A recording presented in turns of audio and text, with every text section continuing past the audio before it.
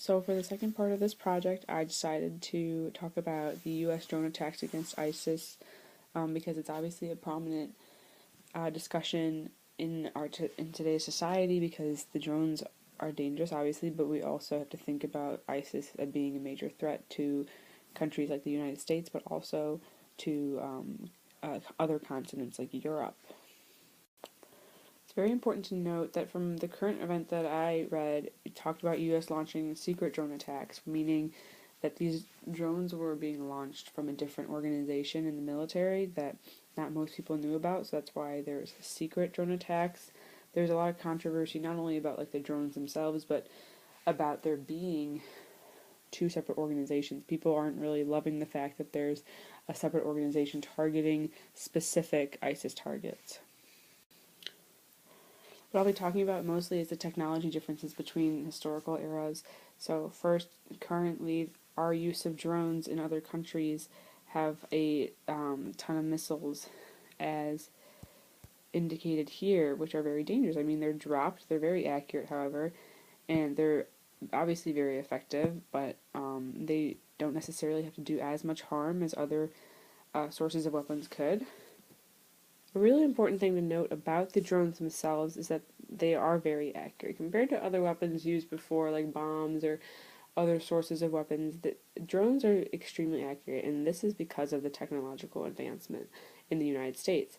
Also, a part of other countries too. I mean, ISIS themselves have been planning their own drones and stuff, so there's also that ideal and that perspective, but in general, drones are very technologically advanced in today's society, which is obviously very important because they may be very effective, but they're more accurate, so they don't necessarily have to be a danger to as many people as, let's say, a bomb used in World War II. So the first historical connection that I will be making will be to the firebombing in Japan, specifically Tokyo, at the end of World War II, which was directed by Curtis LeMay, and my primary source for this specific historical connection would be on his morality of the firebombing campaign. And so this is a quote that he had, and it goes, "Killing Japanese didn't bother me very much at that time. I suppose if I had lost the war, I would have been tried as a war criminal. Every soldier thinks something of the moral aspects of what he is doing, but all war is immoral, and if you let that bother you, you're not a good soldier."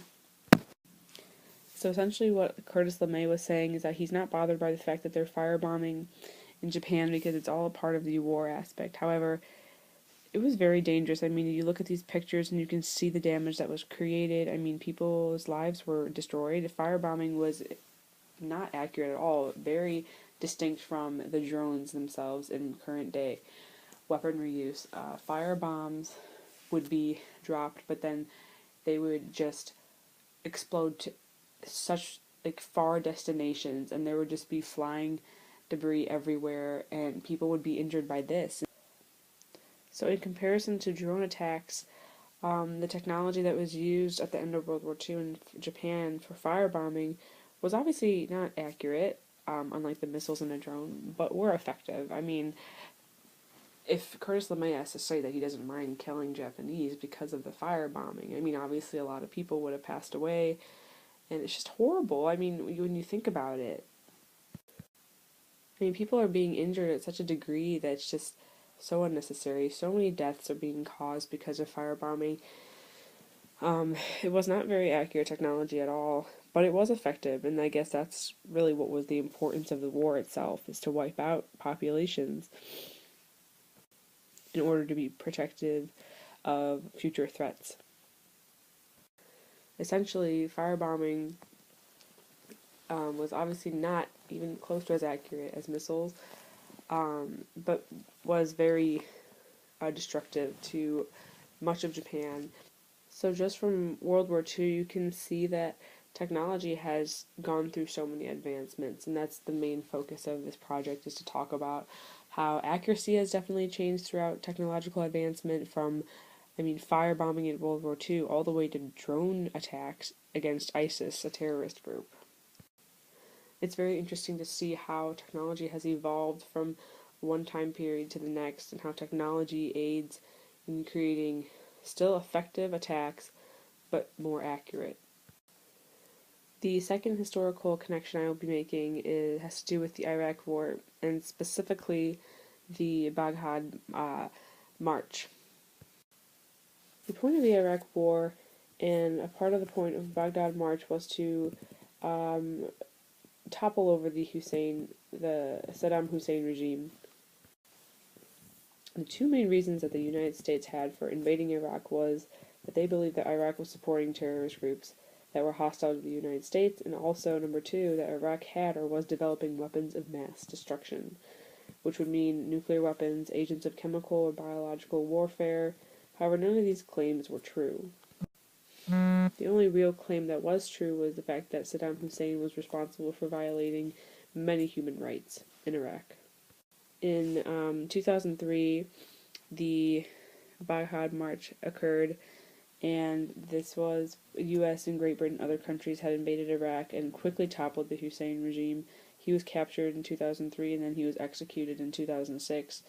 What's interesting about this is that Bush has his speech called the Axis of Evil, right? And so the Axis of Evil technically just says that he believes that Iraq, Iran, North Korea, and any anti-American countries are possessing or trying to possess nuclear weapons, and essentially are just not good countries in a sense that they are dangerous and a threat.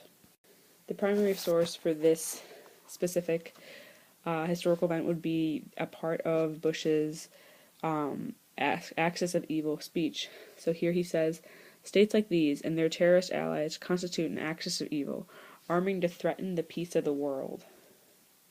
I thought this part was really interesting because, I mean, you think about, if you connect it back to the drones, we're using drones to threaten the peace of other parts of the world, and yet, obviously, these terrorist groups are targeting other parts of the continent and other parts of the world as well, using technology to threaten peace.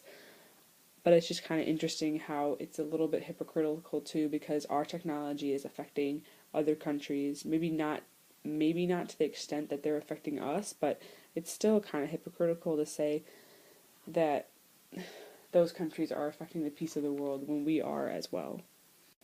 Then Bush continues to say, "By seeking weapons of mass destruction, these regimes pose a grave and growing danger. They could provide these arms to terrorists, giving them the means to match their hatred. They could attack our allies or attempt to blackmail the United States. In any of these cases, the price of indifference would be catastrophe." So what happened in the Baghdad March essentially was that the U.S. used heavy bombing before they deployed troops into the field. Now for drones, there aren't necessarily many troops in the field at all. And for firebombing, well, if there were troops in the field, they would be affected by the firebombing as well.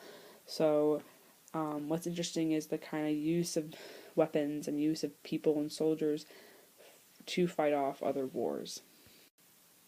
Heavy bombing is obviously most probably effective, but it's not accurate at all. I mean, you can drop a bomb, but you don't know necessarily how far it will go or how many people it might actually affect, which is the really scary aspect of a bomb. Technology itself has just changed so much in our world, and it's just interesting to see the transformations from firebombing in World War II to heavy bombing in Iraq, and also to drones now against ISIS. The accuracy of these is very interesting in a way that firebombing was obviously very destructive, but it wasn't accurate at all. Bombing may be more accurate, but still very effective in the sense that it caused danger and threats to many people. But then you skip all the way to present day and you see these drones that are being used to attack other countries, and it's just interesting to see the transformation of accuracy within weapons that have been used and are being used. Thank you for listening to my project about the technology advancement from World War II to current day of our drone attacks on ISIS. This is my bibliography.